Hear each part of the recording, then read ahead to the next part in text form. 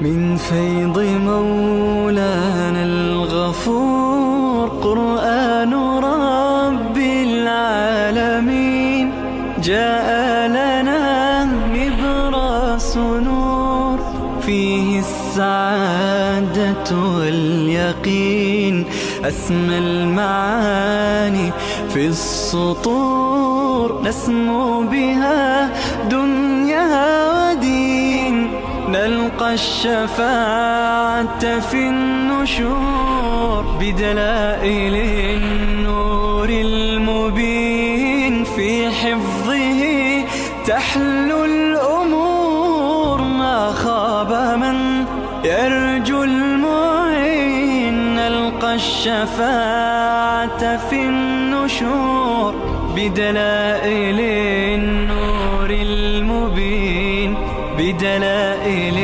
النور المبين.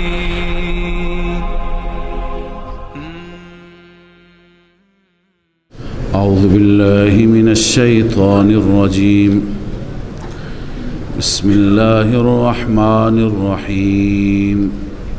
و الى عاد اخاهم هودا. این داستان دوم هست و تخویف دوم هست دنیوی. الله می فرماید ای قریش شما زندگی عاد را نگاه کنید. عاد و ثمود قبلا هم ما داستانشون را خواندیم، اینجا هم اختصار میریم، اما این نکته را شاید نگفتم که با داستان عاد و ثمود یک اطلاعات اجمالی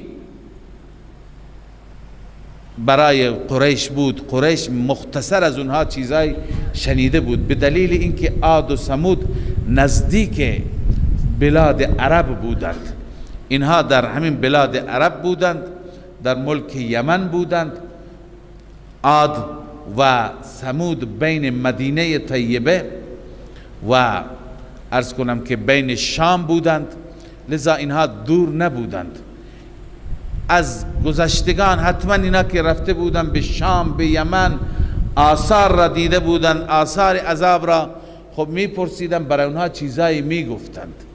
بنابراین نسبت به این به صورت اجمال اونها خبر داشتند.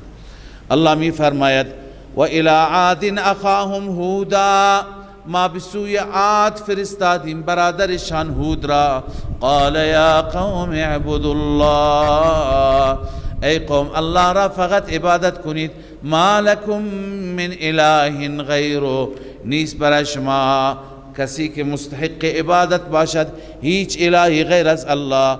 ان انتم الا مفترون، نیستی شما مگر افترا کننده. شما در عقیده شرکیه دارید، افترا میگویید، خدایان باطل را شما شریک خدا قرار میدید. این افترای، این دروغه.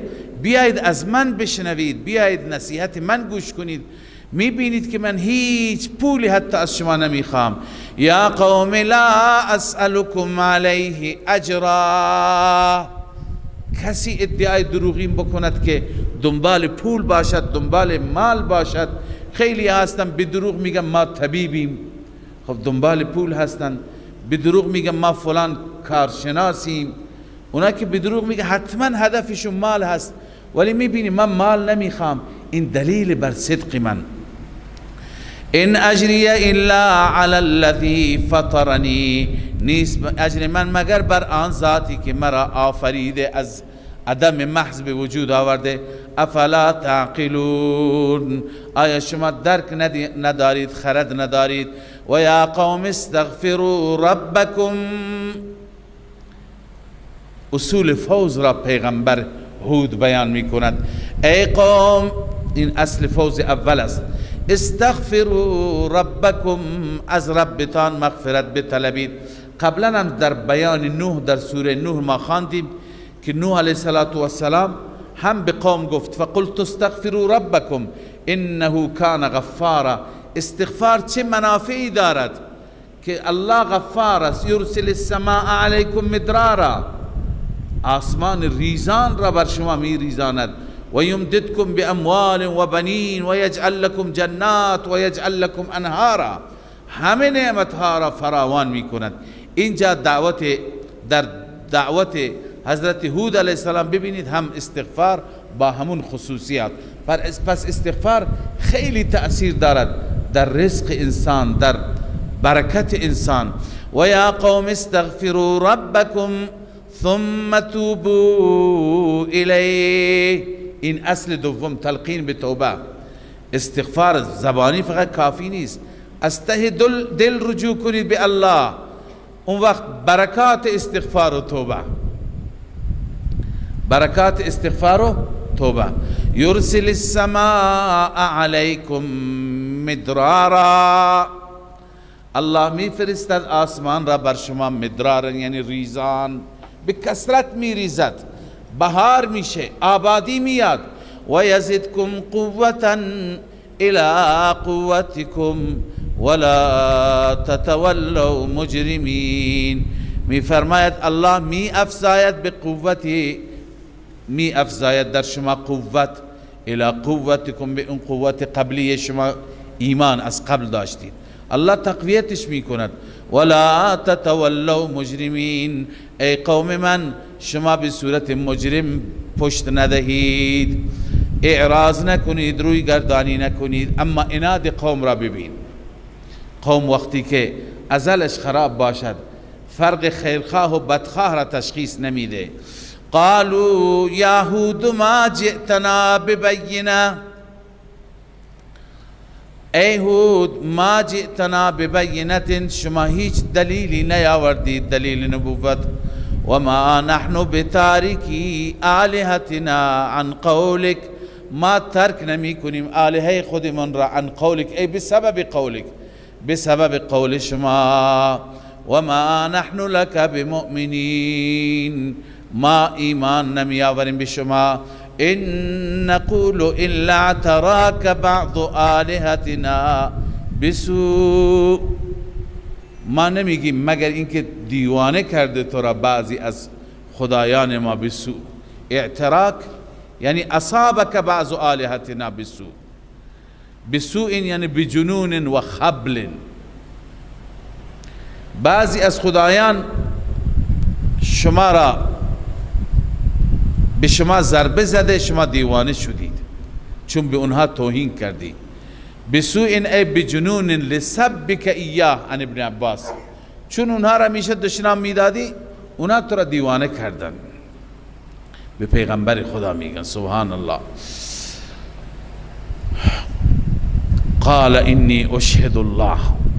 جواب هود وقتی که همه دلائل را گفت دیگه دلیل برای این قوم کافی نیست، چون اینها باور ندارن، جاهلند، لذا خدا را گواه میگیرد. قال انی اشهد الله، من خدا را گواه میگیرم. واشهدوا انی بریء مما تشرکون، شما هم گواه باشید که من بیزارم از آنچه که شما شریک میگیرید. تشرکون فی العباده، من از همه شریکان شما بیزارم، من دونه بغیر از خدا.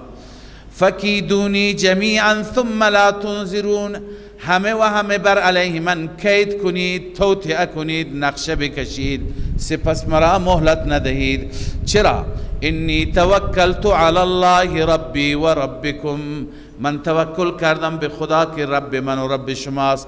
ما من دابت الا هو آخذ بناصیتها، الله می فرماید هیچ دابه‌ای، هیچ چارپایی، هیچ موجود زنده ای نیست مگر الله ناصیه‌اش را گرفته، پیشانیش را به دست دارد. ناصیه میگن موهای پیشانی، یعنی همه در قبضه قدرت و در اختیار الله هستند. ان ربی علی صراط مستقیم، همانا رب من بر صراط مستقیم هست، به این معنی که بر صراط مستقیم راهنمایی می کند. اون راهنمایی و اون دلالتی که رب من در کلامش دارد اون انسان را به صراط مستقیم می آورد.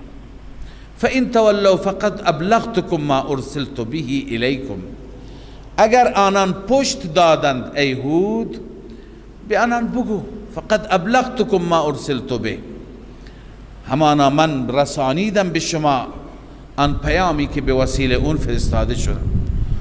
و یستخلف ربی قوما غیرکم، شما که نمیپذیرید رب من قومی بغیر از شما جانشین شما میگرداند، میبرد شما را دیگری میآورد. ولا تضرونه شیئا، شما به او ضرر و آسیب نمیرسانید چیزی. ان ربی علی کل شیء حفیظ، همان رب من هر چیز را تحت مراقبت دارد، تحت محافظت دارد. علی ای حال هود علیه السلام تبلیغ توحید را کرد، خیرخواهی را کرد، اما قوم متنبه نشد. الله تعالی الان وقت عذاب را بیان می فرماید و کیفیت عذاب. ولما جاء امرنا نجینا هودا، وقتی که امر ما آمد ما نجات دادیم هود را. والذین آمنوا معه برحمت منا، آنانی که ایمان آوردن با او، برحمت منا، برحمتی یعنی بسبب رحمتی از جانب ما. موجب عذاب، سبب عذاب رحمت رب شد، ببخشید سبب نجات رحمت رب شد. و نجیناهم من عذاب غلیظ، ما آنها را از عذاب سختی نجات دادیم، اینها به عذاب گرفتار نشدن. حال الله می فرماید و تلک عاد، این هست عاد، ای قریش مکه این هست حالت عاد.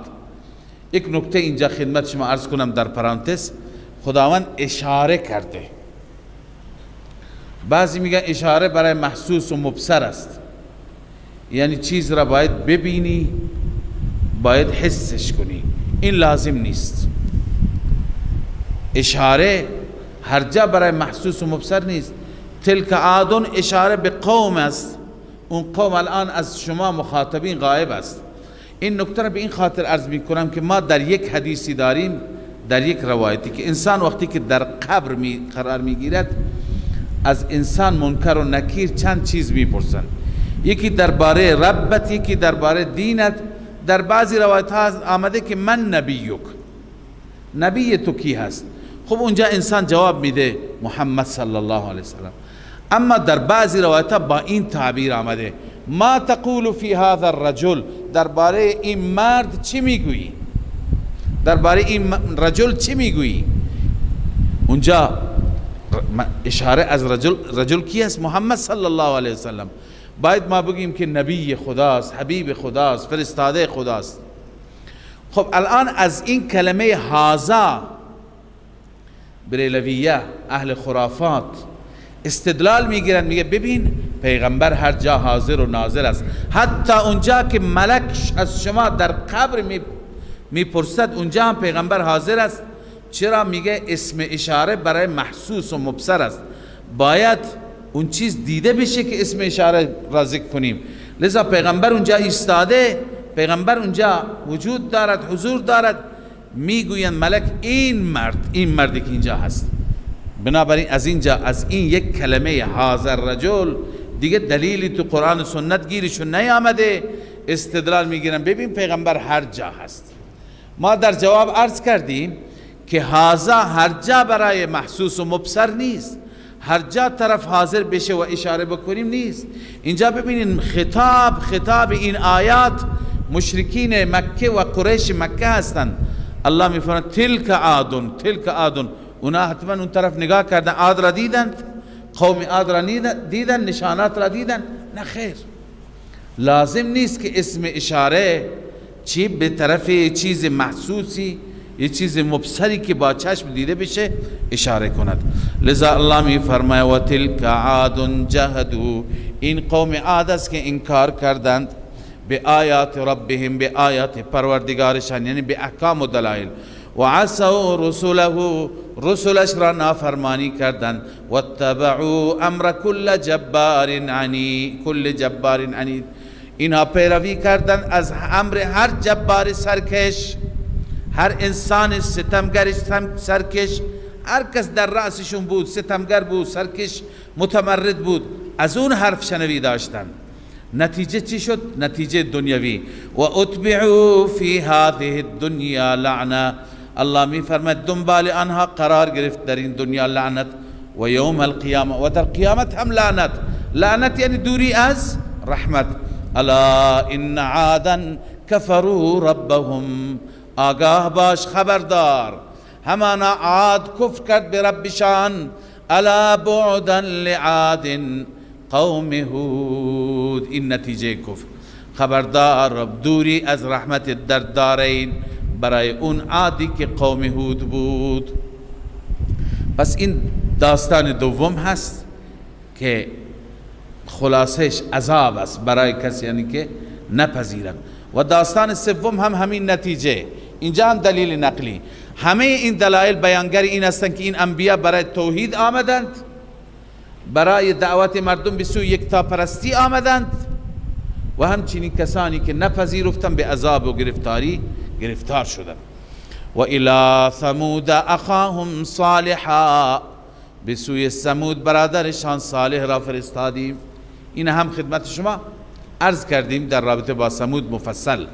قال یا قوم اعبدوا الله، گفت ای قوم پرستش کنید الله را، ما لکم من اله غیره، برای شما هیچ معبود غیر از الله نیست. هو انشأکم من الارض، الله آن ذاتی هست که شما را آفرید، خلق کرد از زمین. و استعمرکم فیها، شما را آباد کرد در همین زمین. تعمیر کرد معنی تربیت و ابقا، هم شما را کم کم رشد داد و هم باقی گذاشت، همه نوع آبادی. لذا این نعمت ها می طلبد، فاستغفروا، از او مغفرت بطلبید. ثم توبوا الیه، سپس به سوی او برگردید، رجوع کنید. ان ربی قریب مجیب، ان ربی ای ان رحمت ربی، رحمت رب من نزدیک هست، و مجیب برای مستغفر اجابت کننده هست. اونجا خواندیم ان استغفروا ربکم فاستغفروه، لذا هر کسی که استغفار بخواند او را جواب میده. قالوا یا صالح قد كنت فينا مرجوا قبل هذا اتنهانا ان نعبد ما يعبد آباؤنا. زجر و عناد قوم، اونها به صالح گفتن ای صالح تو در میان ما مرجو بودی. مرجو یعنی امیدها به تو بسته بود، مورد امید بودی، همه ما به تو امید داشتیم. از چه جهت امید داشتیم؟ اینکه آینده یک انسان صالحی هستی، یک انسان عاقل و انسان اندیشمندی هستی، به فکر به درد قوم میخوری. الان به درد قوم نخورده که هیچ، دین قوم را داری خراب میکنی. اتنهانا ان نعبد ما یعبد آباؤنا، آیا ما را باز میداری از آنچه که پدران ما پرستش کردند؟ و اننا لفی شک مما تدعونا الیه مریب، ما در شک هستیم از آنچه که ما را فرا میخوانی به سوی اون. مریب، مریب معنی سرگردان. وقتی که کلمه شک آمده، ریب هم به معنی شک است، ولی سرگردانیم، نمیدونیم تو چی داری میگی. جواب این عناد را بشنو. قال یا قوم ارأیتم، صالح گفت ای قوم شما به من خبر بدهید، ان کنت علی بینة من ربی، اگر من بر بینه از جانب ربم باشم، یعنی بر حجت واضحی باشم، و آتانی منه رحمه، و رب از جانب خودش به من رحمتی بدهد یعنی نبوت، فمن ینصرنی من الله ان عصیت، در این حالت چه کسی مرا یاری میکند اگر نافرمانی او کردم؟ اگر نافرمانی خدا بکنم شما میتونی مرا کمک کنید؟ فما تزیدوننی غیر تخسیر، غیر از خساره، غیر از زیان، چیزی دیگه شما بر من اضافه نمی کنید. لذا الان که دعوت حق را نمیپذیرید، این شطور را که از شعائر الله هست دست نزنید، اذیت نکنید. و یا قوم هذه ناقة الله، ای قوم این ناقه الهی هست، شطوری هست از جانب الله، لکم آیتا، برای شما آیتی هست از آیات الهی، فذروها تأكل فی ارض الله. بیان حقوق ناقه. بگذارید آن شتر را که بخورد در سرزمین خدا، بخورد، بچرد، استفاده کند. ولا تمسوها بسوء، آن را به بدی دست نزنید. فیأخذکم عذاب قریب، عذاب زود میاد شما را میگیرد. اما الله میفرماید فعقروها، از پای در آوردند او را، یعنی کشتند. وقتی که شتر را کشتند خداوند بهشون مهلت داد، گفت الان برید 3 روز تو خونه هایتون. اونا دیگه خیالشون جمع شد که شتر مزاحم کشته شد، گفتم باشه، مسخره کردن، باشه 3 روز هم میریم تو خونه هایمون میشینیم. فقال تمتعوا فی دارکم 3 ایام، بهره بگیرید در خانه هایتان 3 روز. 3 روز در خانه هایتان یعنی زندگی کنید، منتظر باشید. ذلك وعد غیر مکذوب، این وعده ای هست که کذب نیست، دروغ نیست. غیر مکذوب فی، در این وعده هیچ نوع کذبی وجود ندارد. الله تعالی می فرماید وقتی که عذاب آمد، عذاب وقتی که آمد، ما اهل ایمان را، اهل دین را، اهل توحید را نجات دادیم، اهل شرک و کفر و نفاق را عذاب دادیم. این نتیجه. فلما جاء امرنا نجینا صالحا والذین آمنوا معه برحمت منا، زمانی که امر ما آمد نجینا صالحا، نجات دادیم صالح را. بنویسید نتیجه اتباع، ثمره اتباع. والذین آمنوا معه، آنانی که ایمان داشتن با صالح ایمان آوردند. برحمت منا، ببینید آمنوا معه سبب ظاهری نجات است، برحمت منا سبب حقیقی است. ظاهرا اینه که ما عمل کردیم، اما حقیقتا الله بر ما رحمت فرستاده. و من خزی یومئذ، از رسوایی اون روز، یعنی نجات دادیم از رسوایی اون روز. ان ربک هو القوی العزیز، رب تو قوی هست و غالب است. پس اونهایی که خدا اونها را گرفتار کرد، اونها را به چه عذابی؟ و اخذ الذین ظلموا الصیحه، گرفت کسانی را که ظلم کردن. صیحه، صیحه هم به معنی زلزله میاد، هم به معنای فریاد میاد، چون در جای دیگه رجفه آمده، زلزله آمده. لذا ما تطبیق اینطور بیان میکنیم که از زمین زلزله آمد، از آسمان صیحه آمد. فاصبحوا فی دیارهم جاثمین، اینا گشتن در خانه هایشان به زانو افتاده، به زانو و به دهن افتادن. الله میفرماید کأن لم یغنوا فیها، گویا اینها در زمین هیچ بهره ای نبردن، استفاده ای نکردن. الا ان ثمود کفروا ربهم، علت عذاب. الله میفرماید آگاه باش، متنبه باش، همانا ثمود کفر کرد به ربشان. الا بعدا لثمود، نتیجه کفر، خبردار، دوری برای قوم ثمود. خب پس 3 واقعه خواندیم. اینهایی که به عذاب گرفتار شدند، چه قوم نوح، چه قوم عاد و چه قوم ثمود، اینها سرکشی کردند، تمرد کردند، عملکرد سوء داشتند. ولقد جاءت رسلنا ابراهیم بالبشرى، این داستان 4 است که در پایان این داستان نتیجه گیری میشه. الله می فرماید فرستادگان ما آمدن پیش ابراهیم با بشارت، یعنی هدفشون بشارت برای اسحاق بود. فرشتگان پیش ابراهیم آمده اما به شکل انسان. قالوا سلاما، آنها گفتن سلام، ای سلمنا سلاما. ابراهیم هم گفت سلام، ای سلام علیکم. فما لبث ان جاء بعجل حنیذ، نماند تا اینکه آمد با گوساله کباب شده. دلیل هست بر این که ابراهیم غیب نمیداند که فرشته آمده خونه من. پیغمبر خداست، اولوالعزم. فرشتگان هم غیب نمیدانند که ابراهیم رفته پخت و پز بکنه بگه زحمت نده خودت را، ما فرشته ایم. الله می فرماید فلما رأى ایدیهم، زمانی که دید دستهایشان را، لا تصل الیه، بسوی اون غذا، بسوی اون حنیذ نمی رود، کباب نمی رود، نکرهم، اونها را نپسندید، از اونها احساس وحشت کرد. و اوجس منهم خیفه، در دل از آنها خوف احساس کرد. فرشتگان هم از چهره تشخیص دادن. ابراهیم پریشان شد.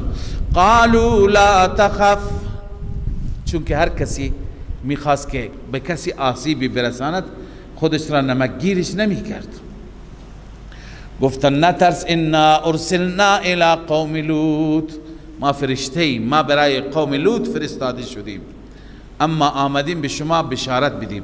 و امرأته قائمة فضحکت، زنش ایستاده بود خندید. فبشرناها به اسحاق، ما او را بشارت دادیم به اسحاق.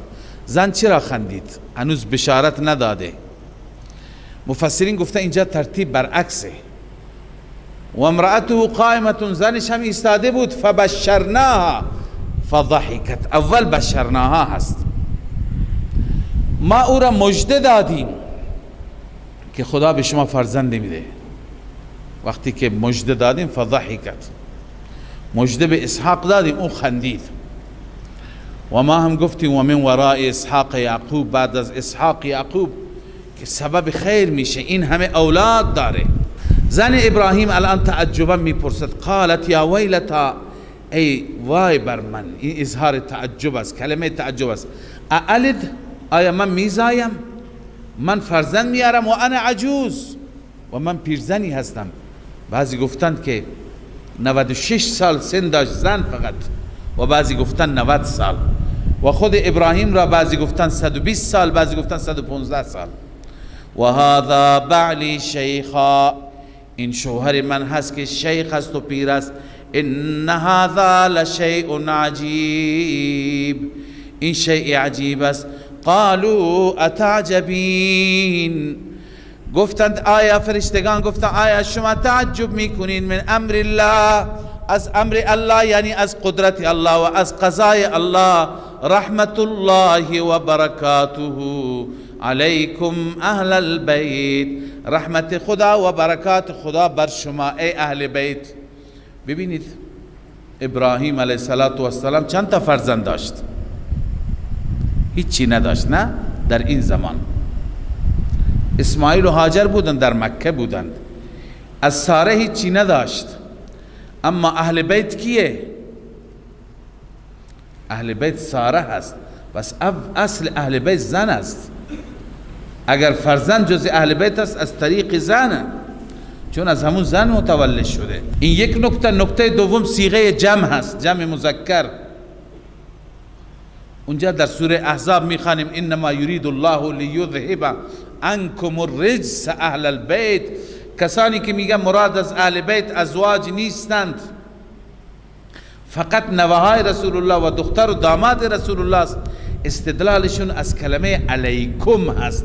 علیکم میگویند جمع مذکر است و جمع مذکر برای اینها است، علی، حسن، حسین و فاطمه ضمنا. بس علیکم آمده. ما اونجا انشاءالله پاسخ خواهیم داد که علیکم که آمده به اعتبار اهل هست.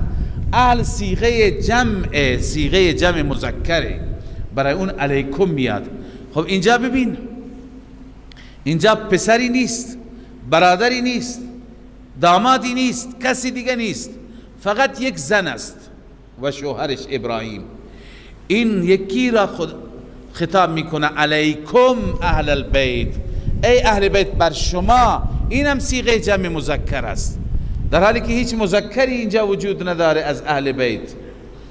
پس این علیکم به اعتبار چی است؟ کلمه اهل است که کلمه اهل جمع مذکر است.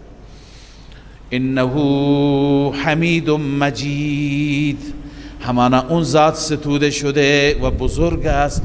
فلما ذهب عن ابراهیم الروع، الله می فرماید زمانی که از ابراهیم روع رفت، روع یعنی وحشت، ترس، و جاءته البشرا و خوشخبری پیشش آمد از بچه. بعد از اون ابراهیم مطمئن شد یجادلنا فی قوم لوط، با ما بحث کرد، با ما جدال کرد درباره قوم لوط. این قوم مال برادرزادم هست، اینا را عذاب ندهید، اینا توبه میکنند. الله میفرماید ان ابراهیم الحلیم، ابراهیم صفات خوبی داشت، حلیم بود، بردبار، اواه منیب. اواه به معنی نرم دل، منیب به معنی رجوع کننده، دلش نرم بود، بار بار خواست، بار بار رجوع کرد. اما الله دستور داد ای ابراهیم، بحث تقدیر است، بیشتر مطرح نکن. یا ابراهیم اعرض عن هذا، ای ابراهیم از این اعراض کن. انه قد جاء امر ربک، همان امر ربت آمده، فیصله شده. پس گاهی اگر یه چیزی فیصله بشه، پیغمبر اگر دعا بکند هم دعایش پذیرفته نمیشه، گرچه این دعا از نظر آخرت برای انسان ذخیره میشه. لذا گاهی ما دعا میکنیم پریشان میشیم چرا دعای ما قبول نشد. دیگه فیصله شده، فیصله که شده، دعای پیغمبرم کارساز کارآمد نیست، ولی نتیجه این دعایتون را در دنیا و در آخرت شما خواهید دید. مایوس نباشید. یا ابراهیم اعرض عن هذا، از این اعراض کن.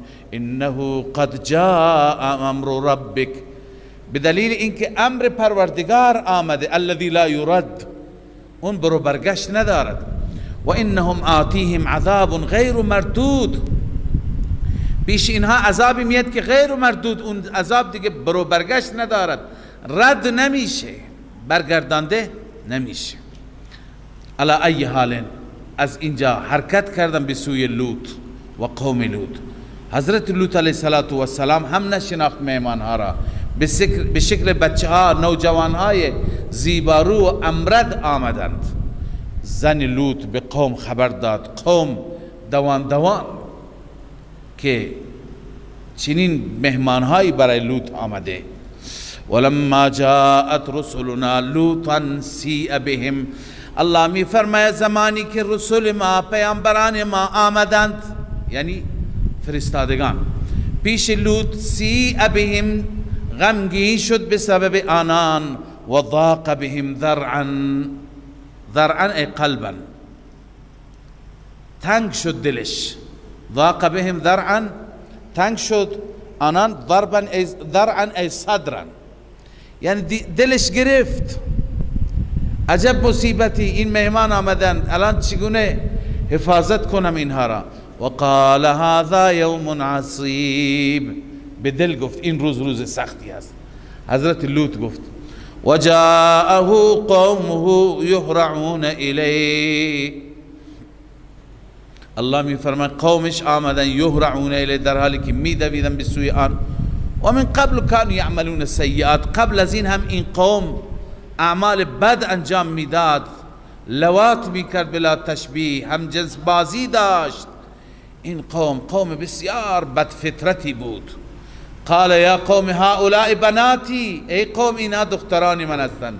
هر دو تفسیرش را برای شما قبلا عرض کردم، یا اینکه زنان شما دختران من هستند چون زنان امت دختران پیغمبر وقت، یا اینکه بیاید عقد کنید از دختران من ولی نکنید با مهمانان من این کار را.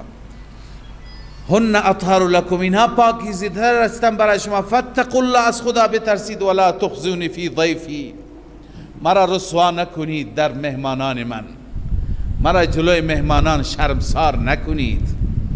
الیس منکم رجل رشید، آیا در میان شما مرد رشیدی نیست؟ مرد عاقل فهمیده، کسی که درک بکند من چی دارم میگم. رجل رشید یهتدی للحق و یهدیکم الیه، مرد فهیمی که شما را راهنمایی کند به سوی حق. اما جواب قوم، قالوا لقد علمت ما لنا فی بناتک من حق، ای لوط میدانی که ما در دخترانت هیچ حقی نداریم. هیچ حقی نداریم یعنی چی؟ اگر مراد از دختران زنان خود اونها باشند که حق دارند، زنشونه. پس تفسیر اینطور میشه ما لنا فی بناتک یعنی نساءنا، من حق یعنی من حاجه، ما اونجا نیازی نداریم که پیش زنانمون بریم و اونجا خودمون را تخلیه بکنیم، ارضاء بکنیم. و انک لتعلم ما نرید، تو هم میدونی ما چی میخواهیم، لذا مزاحمت نکن، راه ما را باز کن. لوط علیه السلام اینجا تمنایی کرد، اما این تمنا این نیست که بگیم قومیت خواست، العیاذ بالله عصبیت و تعصب، نه، بلکه به خاطر حمایت از حق و از مظلوم، حمایت از دین خدا.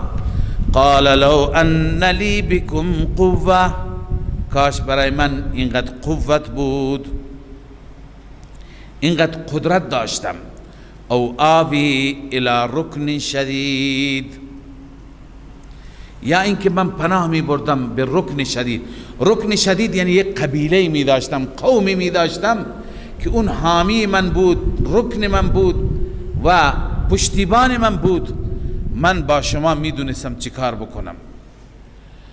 وقتی که فرشتگان دیدن که لوط زیاد مایوس هست و ناراحت هست و دلش گرفته به خاطر اینکه بر مهمانانش داره حمله میشه، تجاوز میشه، فرشتگان الان اجازه یافتن حقیقت را بگند. گفتن لوط نگران نباش. قالوا یا لوط انا رسول ربک، ای لوط ما فرستادگان ربت هستیم، لن یصلوا الیک، هرگز اینها به تو نمیرسند، هرگز اینها نمیتوانند تعرضی بکنند. فاسر باهلک بقطع من اللیل، ببر اهل و عیالت را در تکی از شب، ولا یلتفت منکم، پشت سر نگاه نکند هیچ یکی از شما، دیگه زود برید. الا امرأتک، احد منکم احد الا امرأتک، مگر همسرت، همسرت میماند. همسرت چی استثناء شد؟ همسر انه مصیبها ما اصابهم، همان شأن این است که به همسرت میرسد آنچه که به این قوم رسید، میرسد، ای ما اصابهم من العذاب. و بعد الله عز وجل موعد عذاب را فرمود، ان موعدهم الصبح، موعد این قریه ها و روستاهای صدوم بودند، صبح است. لوط علیه السلام الان به تنگ آمده، عجله دارد، میگه الیس الصبح بقریب، آیا صبح نزدیک نیست، دوره، زودتر ممکن نیست؟ الله می فرماید که به وقت عذاب ما عذاب دادیم. فلما جاء امرنا جعلنا عالیها سافلها، الله می فرماید وقتی امر ما آمد یعنی امر عذاب، ما قرار دادیم بالای آن را پایین و پایین آن را بالا، یعنی روستا را کلا سرنگون کردیم، کوه را کلا روستا را، روستای قوم لوط را یعنی صدوم را. و امطرنا علیهم حجارة من سجیل منضود، و ما باراندیم بر آنها، چه بارانی؟ باران سنگ، حجارة من سجیل، سنگ هایی که سنگل بودند. سجیل میگن معرب فارسی است، اصلا سنگل. منضود یعنی ته به ته، اینها سر به سر، پشت سر هم این سنگ ها بر اونها میریختن. اما مسومتا عند ربک، نزد پروردگار نشانی شده بودند. فکر میکردی کیف متفق این سر به سر، سنگ به سرشون میخوره، اما هر یکی نشانی بود، این سنگ مال فلان مجرم، این سنگ مال فلان جنایتکار، می آمد تو سرش میخورد، یک حالت انفجاری در درون بدنش پیدا میشد که بدنش پشم میشد، له میشد. لذا الله میفرماید مسومتا عند ربک، نشانی شده هستند نزد پروردگار. و ما هی من الظالمین ببعید، الان میفرماید خدای تعالی که این نمونه های عذاب را ببینید. و ما هی نیست آن روستاها، آن قریه ها، من الظالمین ببعید، از ظالمین یعنی از مشرکین مکه دور نیست، از قریش مکه دور نیست، می توانند بروند ببینند، تماشا بکنند، نتیجه مکذبین را ببینند. در آیات گذشته چند تا واقعه، 5 واقعه از اقوام گذشته خواندیم، از قوم نوح علیه السلام، قوم عاد، قوم ثمود، قوم لوط، ابراهیم، و این 6مین هست از قوم حضرت شعیب هست، اهل مدین، که حضرت شعیب علیه السلام آنان را به 2 چیز بیشتر دعوت داد. یکی به اصلاح عقیده، به توحید، به یکتاپرستی، به سوی خدای تعالی، و دوم اصلاح عمل، انقلاب عملی، چون که اینها در داد و ستد مردم خیانت می کردند، در کیل و وزن خیانت می کردند، چیزی که به مردم می فروختند، چه کیلی بود چه وزنی، اینها کم می دادن به جای زیاد، ناقص می دادن به جای کامل، که این خود یک خیانت بزرگی بود. حضرت شعیب علیه السلام از این کار زشت و بد آنها را منع کرد و باز داشت، که واقعش را به تفصیل ما در سوره اعراف خواندیم، همه این واقعات را ما خواندیم. الله تعالی می فرماید: و الی مدین اخاهم شعیبا، بسوی مدین فرستادیم برادرشان شعیب را. قال یا قوم اعبدوا الله ما لكم من اله غیره. دعوت شعیب این بود که ای قوم فقط الله را عبادت کنید، علت ما لكم من اله غیره، برای شما الهی غیر از الله نیست، معبود غیر از الله نیست. ولا تنقصوا المکیال والمیزان، این اعبد الله دعوت بسوی انقلاب فکری و انقلاب اعتقادی هست، ولا تنقصوا المکیال دعوت بسوی انقلاب عملی هست.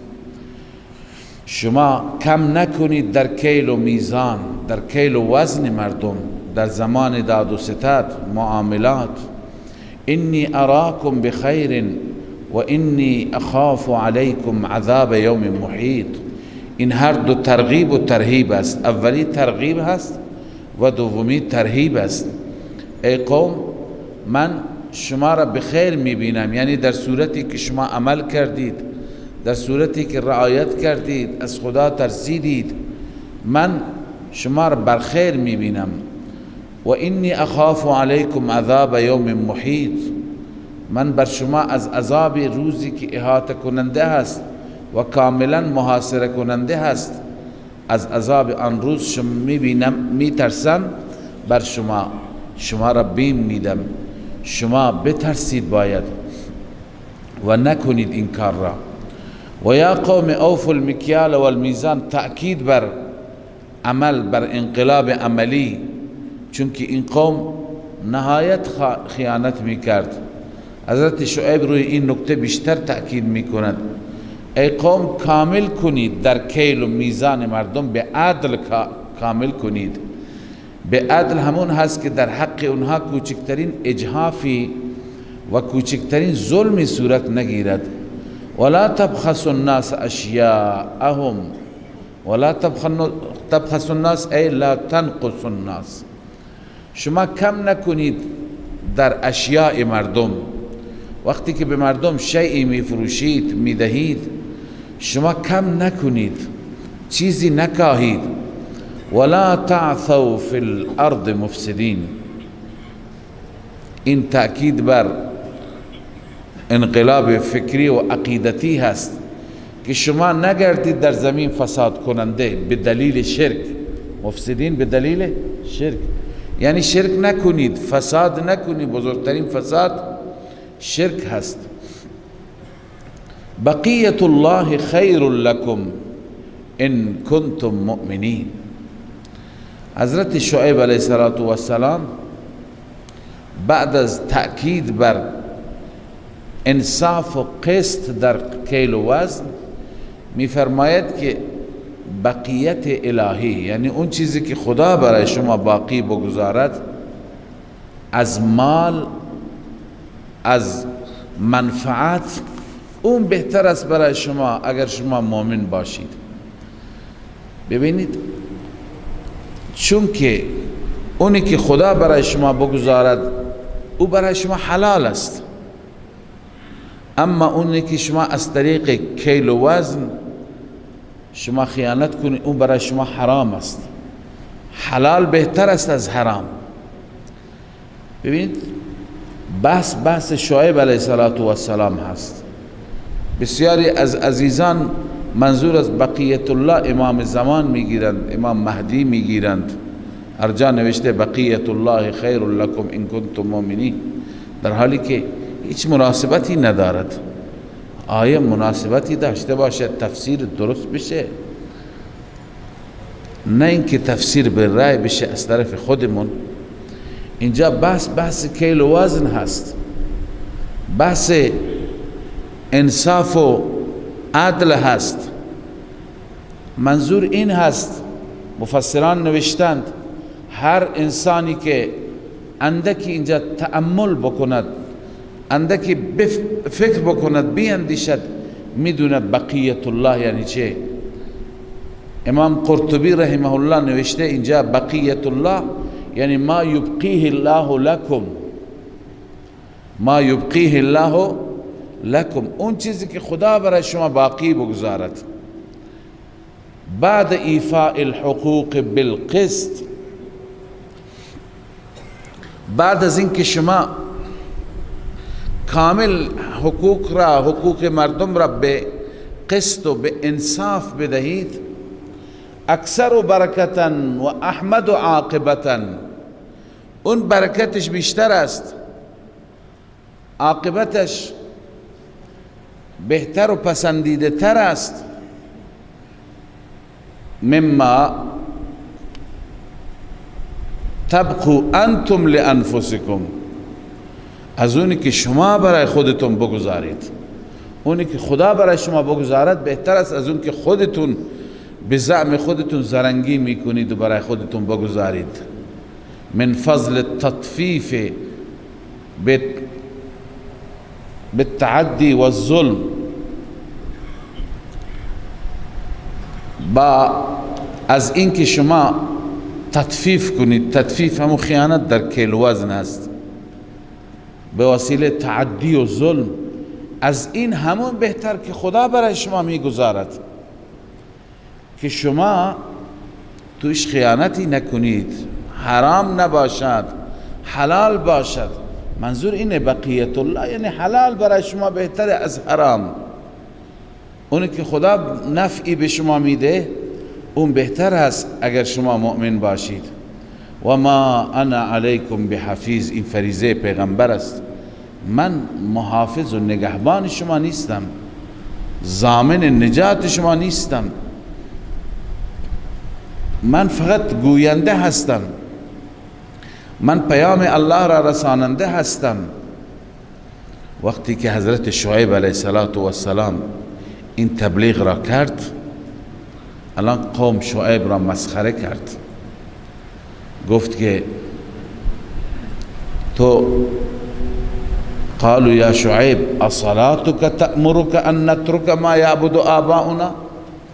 از اینجا معلوم میشه که شعیب علیه السلام وصف مشهورش نماز بود، همیشه نماز میخواند، همیشه خدا را طاعت میکرد.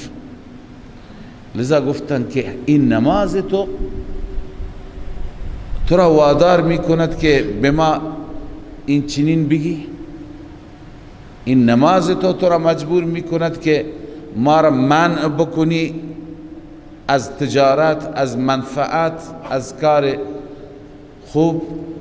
قالوا یا شعیب اصلاتک تأمرک ان نترک، اونها من کردن شعیب را در واقع، اما این من با استهزاء بود، با مسخره بود، گفتند ای شعیب آیا نمازت تو را امر می کند ان نترک ما یعبد آباؤنا، اینکه ترک بکنیم ما آن معبودانی که یعبد آباؤنا پدران ما آنان را عبادت می کردند، او ان نفعل فی اموالنا ما نشاء، اینم عطف بر ان نترکه، یعنی الصلاة تأمرک ان نفعله، آیا نماز بهت میگه که ما این کار بکنیم؟ ان نفعل فی اموالنا ما نشاء، اینکه در اموال خودمان تصرفی بکنیم که بخواهیم. انک لانت الحلیم الرشید، اینم به صورت مسخره بود، به صورت استهزاء بود. تو مرد حلیمی هستی، بردبار و رشید، فهیمی هستی، ذو عقلی، خوب میفهمی، خیلی فهم داری، شما تو ما را چنین موعظه میکنی. مسخرهش کردند. اما شعیب علیه السلام اشاره به نبوت میکنه که ای قوم، من پیامی از طرف ربم دارم، من پیام آور خدا هستم، از طرف خدا میگویم. قال يا قوم أرأيتم إن كنت على بينة من ربي، شعیب علیه السلام گفت ای قوم ان كنت على بينة من ربي، اگر من بر بینه‌ای باشم، یعنی دلیل داشته باشم از جانب ربم، ورزقني منه رزقا حسنا، و به من ربم رزق حسنه بده، به من عنایت کند رزق زیبا. منظور از رزق حسنه نوشتند حکمت و نبوت است که خدا به من این نعمت را بده. آیا باز هم شما حرف من قبول نمی کنید؟ و ما اريد ان اخالفكم الى ما انهاكم عنه، من اراده ندارم مخالفت کنم به آنچه که شما را نهی می کنم از آن.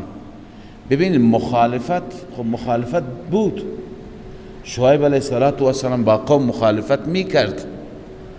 شعیب علیه السلام می گفت شرک نکنید، می گفت در کیل و وزن خیانت نکنید، مگر مخالفت کدوم هست؟ اینجا حضرت شیخ رحمه الله بعد از اخالفکم یک فعلی را مقدر کردند، و ما اريد ان اخالفکم ذاهبا الى ما انهاكم عنه داعیا الى ما انهاكم عنه، هرچی باشد. منظور اینه که من که شما را تبلیغ می کنم، هدف من از این تبلیغ مخالفت با شما نیست، هدف این نیست که با شما درگیر بشم، هدف من خیرخواهی است. ببین گاهی یک فردی نمیخواهد که درگیر بشه، نمیخواهد که اختلاف بشه، ولی دلش میخواد خیرخواهی انجام بده. پس هدف شعیب علیه السلام اینه که خیرخواه قوم باشد، دلسوز قوم باشد، هدف مخالفت نیست. نمیخواهم با شما درگیر بشم، لذا شما اونجور تلقی نکنید. و ما اريد ان اخالفکم، من نمیخواهم مخالفت شما بکنم در حالی که شما را فرا بخوانم به سوی آنچه که من میکنم. هدف مخالفتتون نیست. پس هدف چیه؟ ان اريد الا الاصلاح ما استطعت، من نمیخواهم مگر اصلاح را تا زمانی که بتوانم. کار پیغمبران ببینید همیشه اصلاح است، خیرخواهی است، مناظره نیست، قوم را به پشت زدن نیست، ملامت کردن و پیروز میدان شدن نیست. گاهی اگر خودشون وادار بکنند پیغمبر به خاطر این کس نشان بده که از جانب خداست و حقانیت داره، میاد به میدان مبارزه مثل موسی علیه السلام. اما هدف اصلی از همون ابتدا چیه؟ خیرخواهی است. روش پیغمبران که مؤثرترین روش هست برای ما دعوتگران همینه که هدف خیرخواهی باشد، روش نصح باشد، ناصحانه، ببینید پیغمبر همین میگه ان اريد الا الاصلاح ما استطعت، تا جایی که بتوانم من اراده ام اصلاح است، خیرخواهی است. و ما توفیقی الا بالله، این رفع عجب است، رفع عجب، رفع تکبر. مطلب اینه که من خودم چیزی نیستم، من خودم کاری نیستم، توفیقی ندارم مگر توفیقی من به ذات الله عزوجل بستگی دارد، هرچی او من توفیق بدهد. علیه توکلت و الیه انیب، فقط و فقط بر او من توکل کردم در امور دارین، در مهمات دارین. و الیه انیب، بسوی او فقط من رجوع می کنم. خب شعیب علیه السلام بعد از اینکه این تبلیغ را کرد، بعض اونها را بیم میده، تا به حال خیرخواهی، تشویق، دعوت، الان می ترساند از عذاب خدا. و یا قوم لا یجرمنکم شقاقی ان یصیبکم مثل ما اصاب قوم نوح، ای قوم شما را برانگیخته نکند، تحریک نکند. لا یجرمنکم یعنی لا یحملنکم، شما را حمل نکند، شما را تحریک نکند. شقاقی، مخالفت من، با من مخالفید، این باعث عذاب برایتون نشه، باعث نشه که بر شما احوال اقوام گذشته بیاد. و یا قوم لا یجرمنکم شقاقی، ای قوم شما را تحریک نکند مخالفت با من. ان یصیبکم مثل ما اصاب، این که برسد به شما مثل آنچه که رسید قوم نوح، به قوم نوح رسید، او قوم هود، به قوم هود رسید، او قوم صالح، به قوم صالح رسید. و ما قوم لوط منکم ببعید، قوم لوط از شما دور نیست. ببینید عبرت بگیرید، لذا با من مخالفت میکنین، مبادا این سبب بشه فردا به اون سرنوشت شما گرفتار بشید. نکنید این کار را، با من مخالفت نکنید، خیرخواهی منو بپذیرید در هر دو مورد. واستغفروا ربکم ثم توبوا الیه، ترغیب و تلقین، استغفار، از الله معذرت خواهی بکنید، مغفرت بطلبید از ربتان. ثم توبوا الیه، سپس رجوع کنید به سوی الله، برگردید، مخالفت دستور او نکنید. ان ربی رحیم ودود، رب من مهربان است، دوست داشتنی هست. چنان ربی هست، چنان صفاتی دارد دوست داشتنی، لذا می طلبد که انسان در همه امور از او اطاعت بکند، از او سرپیچی، از فرمان او سرپیچی نکند. اما این قوم بیچاره که عذاب مقدرشان هست و خیرخواهی را نمیفهمند، این قوم چیکار کرد؟ این به شعیب گفت ای شعیب، چون که فامیلت، طایفه، تیرت آدمان خوبی هستند، به خاطر اونها ما تو را نمیزنیم، تو را و الا تو را سنگسار میکردیم. این چه حرفی تو به ما داری میگی؟ خیرخواهی و تبلیغ را اونها عداوت و دشمنی میدانستند. معلوم میشه از قرآن، مفسران هم گفتن که تیره خود شعیب، قوم خود شعیب، همه یک قوم بودند اما تیره تیره بودند. این قوم شعیب از نظر دینی با اونها بود، یعنی بت پرست بود، غیر الله پرست بود و مسلمان نبود. لذا اونها گفتند، لحاظ اونها را کردند، گفتند این فامیلت نبود، قومیتت نبود، ما تو را سنگسار میکردیم. قالوا یا شعیب، این دیگه من کردن از تبلیغ است. قالوا یا شعیب، گفتند ای شعیب ما نفقه کثیرا مما تقول، ما نمیفهمیم بسیاری از آن مواردی را که تو میگویی، و انا لنراک فینا ضعیفا، نه اینکه از تو میترسیم، تو را در میان خودمون ضعیف میبینیم. خب چرا نمیزنید؟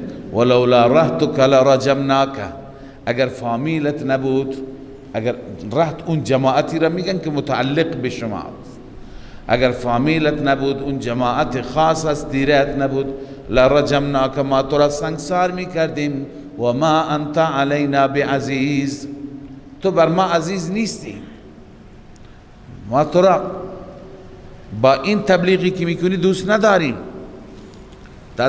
تو از نظر ما هیچ عزتی نداری. جواب شعیبی قال یا قوم ارهطی اعز علیکم من الله، ای قوم آیا فامیل من، آیا تیره من معززتر از بر شما از الله؟ العیاذ بالله، تیره من را از خدا بیشتر دوست دارید. من میگم شما خدا را دوست داشته باشید، از خدا پروا داشته باشید. واتخذتموه وراءکم ظهریا، آن خدایی که آن را شما قرار دادید پشت سرتان، پشت سرتان. وراءکم ظهریا یعنی اون الله عزوجل را به پشت انداختید و نادیده گرفتید. منظور اینه که شما احکام خدا را، دستورات خدا را، فرمان خدا را پشت سر انداختید. فهذا من غایت شقاوتکم، واقعا بدبختید، واقعا شقی هستید. ان ربی بما تعملون محیط، همانا پروردگار من به آنچه که شما عمل میکنید احاطه کننده هست.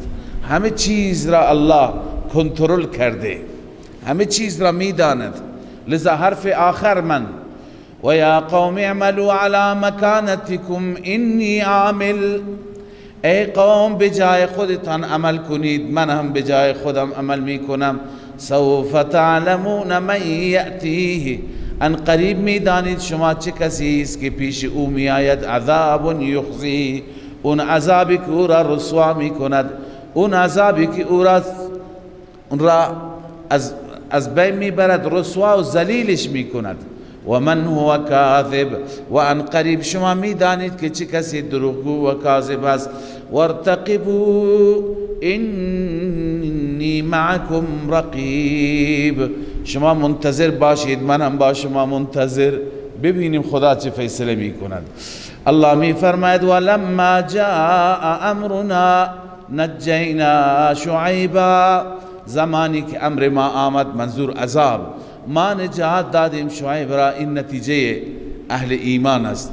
شعیب را والذین آمنوا، و همچنین صحابه‌ای که با شعیب بودند، آنانی که ایمان آورده بودند، معه باءوا برحمت منا، بسبب رحمت خدا بر اونها لطف و رحمت کرد. و اخذت الذین ظلموا الصیحة، الله می فرماید گرفت کسانی را که ظلم کردند. صیحه یعنی آواز آسمانی، صدای مهیبه که جگرها را پاره کرد. گفتند این صیحه آواز جبرائیل امین بود. فاصبحوا فی دیارهم جاثمین، آنان همه گشتند در دیارشان، در خانه هایشان به زانو افتاده، یعنی ذلیل، خار، پست. کأن لم یغنوا فیها، گویا آنها در دنیا هیچ استفاده نبردند، زود گذشت، عذاب آمد، تمام شد. الا بعدا لمدین کما بعدت ثمود، الله می فرماید دوری از رحمت خدا برای مدین، برای قوم مدین همان گونه که ثمود دور شد از رحمت خدا. یعنی اینها به حرف خیرخواه عمل نکردند، از رحمت فاصله گرفتند، مورد لعن قرار گرفتند، عذاب الله هم بر اینها آمد. پس ببینید این واقعه ششم بود از قوم شعیب علیه السلام، مبنی بر این که هر کسی که پیام آور را نشنود، خیرخواهی خیرخواه را توجه نکند و با حق بجنگد، با حق درگیر بشه، ضد و عناد کند، به این سرنوشت خطرناک گرفتار میشه. تلنگر هست به قریش مکه که شما هم اگر ادامه بدهید سرنوشتتون بهتر از اینها نخواهد بود. صدق الله مولانا العظیم. من فيض مولانا الغفور قرآن رب العالمين جاء لنا نبراس نور فيه السعادة واليقين أسمى المعاني في السطور نسمو بها دنيا ودين نلقى الشفاعة في النشور بدلائل النور المبين في حفظه تحلو الأمور ما خاب من يرجو المعين نلقى الشفاعة في النشور بدلائل النور المبين بدلائل